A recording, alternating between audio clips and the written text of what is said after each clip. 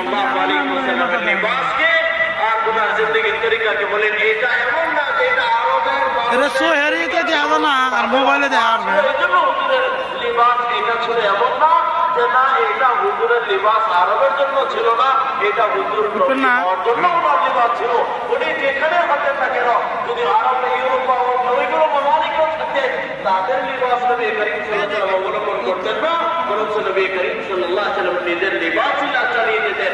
এই জন্য এটা লিবাসটা এটা সে এলাকার কোনো প্রমাণ না, সে এলাকার কোনো জনিত বস্তু না, এটা নবী করিম সাল্লাল্লাহু আলাইহি ওয়াসাল্লামের সুন্নাত। এই জন্য আমাদের যথেষ্ট যে সুন্নতের ব্যাপারে যেন আমরা কোনো ব্যাপারে কাজ করে লিবাসের ব্যাপারে বা সুন্নতের ব্যাপারে আমরা যেন আমাদের মাঝখানে কোনো কমি পয়দা করার চেষ্টা না করি। অনেক সময় আমরা একটা বাহানা বার করি যে আমি তো সুন্নতের উপর চলতে পারি না, আমি হুজুর নাসারার লিবাস করতে